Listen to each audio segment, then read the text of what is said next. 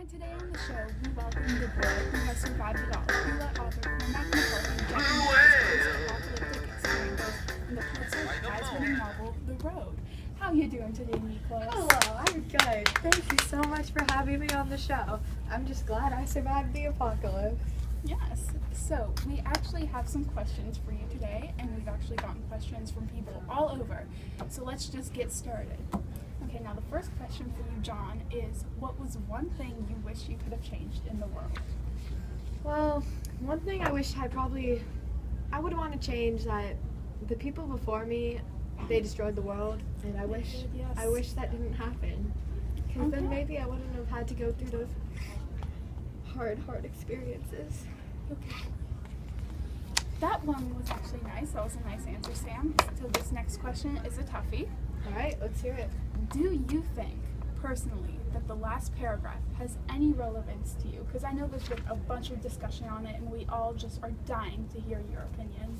Well, the last paragraph, it's a very interesting paragraph now. No, I think it kind of serves as a warning. It kind of says that man is destroying the world, and it serves as a warning to the people to watch how they change the world and how much they destroy nature. That was nice. That was very good. And I actually do agree with you, and I think that that was awesome. So we want to hear more, Sean. Just keep talking. All right, well, I think the trout in the last paragraph represent the simplistic beauty of the world. And it shows that the trout, which was a species before man, and when man represent the simplistic beauty of the world.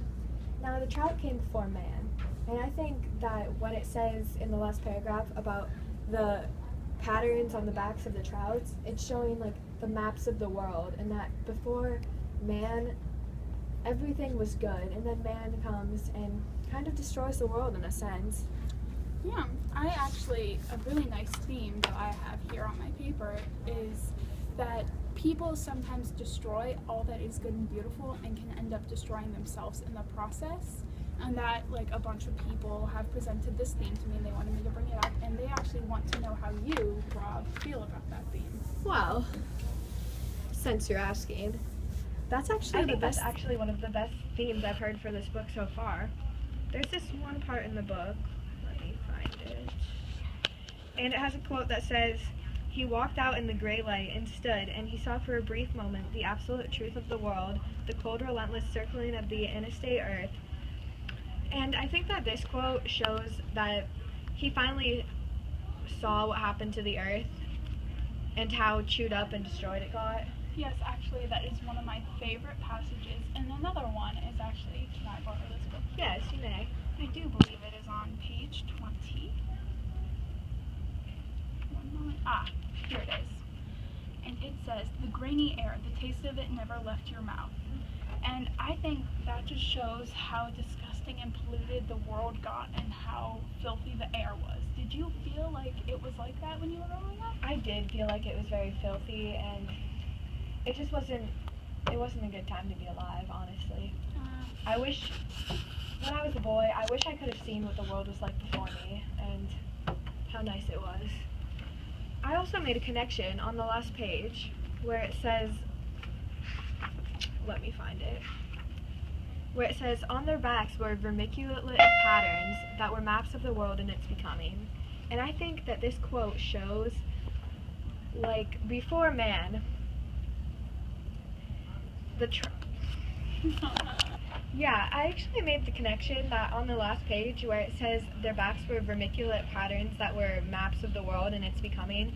I think that the author was trying to say that the creatures before man had an idea of how Earth would live, but once the people came into the world, we wrecked the plan and we essentially destroyed everything. Wow, Smith, I actually think your intelligence is wearing off on me because I actually have something to add on to my own question.